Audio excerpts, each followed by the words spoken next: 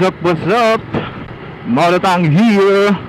This vlog is about wind noise problem sa ating mga action cam. Sabihin ko ngayon sa inyo kung paano yung ginawa ko para mabawasan ang wind noise problem ng ating action cam, lalong lalo na sa mga new moto vlogger kagaya ko, dahil alam ko naman na ito yung isa sa problema. So ito kasing gamit ko ngayon si Akaso Brave 7. At itong tips na to ay hindi lang para sa naka-Akaso, kundi sa lahat ng may action cam na problema yung wind noise. Nasa 60 kph na ako ngayon, pero hindi ko alam na kung naririnig nyo ako ngayon. Ang lakas na ng hangin ito. At nabawasan nga yung wind noise problem ng aking action cam. Kaya isi-share ko sa inyo to. Ito pa lang si action cam.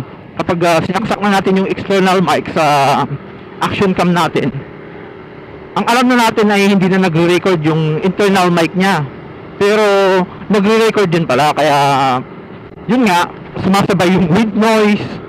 Kaya minsan hindi na naiintindihan yung mga pinagsasabi natin.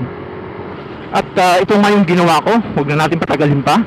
At panoorin nyo kung ano yung mga ginawa ko, dahil murang-mura lang naman ang nagastos ko para mabawasan yung wind noise problem ng aking action cam. So guys, panoorin nyo tong tip na to at baka sakaling makatulong sa inyo. At ito na nga yung ginawa ko sa action cam para mabawasan nga yung kanyang wind noise problem. At ito yung gagawin ko ngayon para mabawasan. Kung nakikita nyo itong butas na to, yan, ay tatakpan natin yan ng tape. Kahit anong tape, pwedeng surgical tape, pwedeng scotch tape, yon, pwede yan, basta tape. Ngayon ang gagamitin natin ay itong tape na to para takpan itong mga butas na to. So ngayon, tatakpan na natin itong butas na to, mga butas na yan, kasi yan yung internal mic niya yan yung nagre-record kahit may external mic na siya, kaya dapat takpan natin to.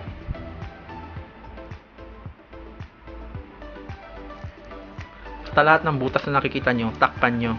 Ito ay hindi lang para sa Akaso nga, ito ay sa lahat ng action cam na ginagamit natin sa moto vlogging.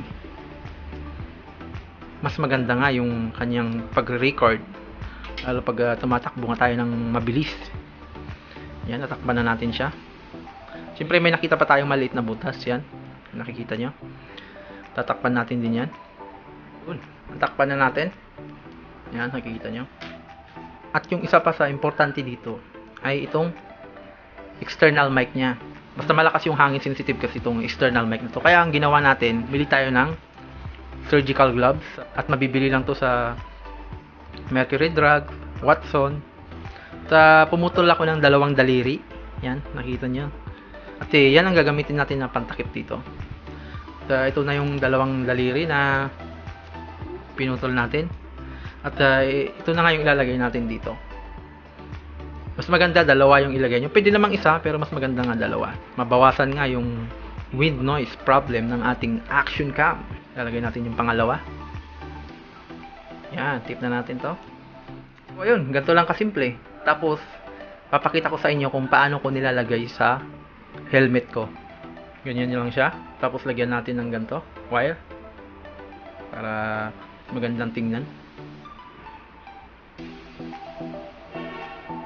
Mas maganda ilagay nyo dun sa medyo malayo ng konti sa bibig nyo, para pag nagsalita kayo hindi masyadong basag. Nakita nyo kung paano yung ginawa ko sa action cam po para mabawasan yung wind noise problem. At subukan na natin ngayon sa kalsada para malaman natin kung ano yung pinagkaiba ng may surgical gloves yung mic at walang surgical gloves. At malalaman natin kung may nabawas nga sa wind noise problem. So ayun mga kamoto, tingnan natin. Ayun, napanood nyo kung ano yung mga diskarte ko at tips ko sa inyo kung paano nabawasan yung wind noise ng aking action cam. At ngayon, susubukan naman natin ngayon siya na mawala yung surgical gloves sa external mic niya. At doon natin malalaman yung pinagkaiba ng may surgical gloves yung external mic at saka walang surgical gloves.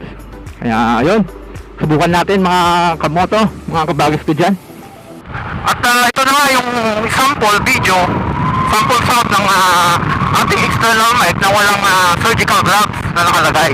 So hindi ko na tinanggal yung mga tape na nilagay ko sa mga butas.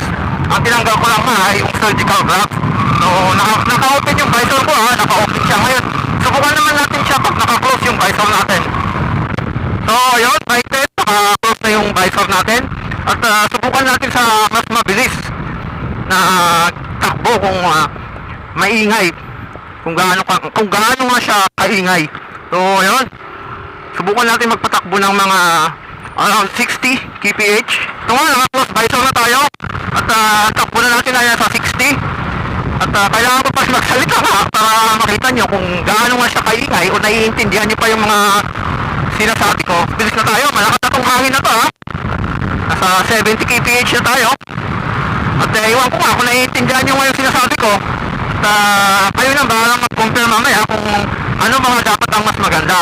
At ito naman yung sample ng may surgical gloves, yung ating external mic. Naka-open visor po ako. At ngayon subukan naman natin siya sa mas mabilis, kung nabawasan nga yung wind noise niya. So subukan natin magpatakbo ng mas mabilis.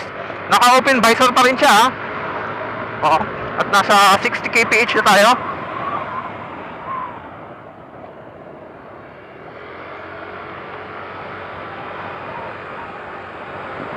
Kailangan ko paling magsalita para makita kung kung malaman natin kung naiintindihan nyo yung mga sinasabi ko.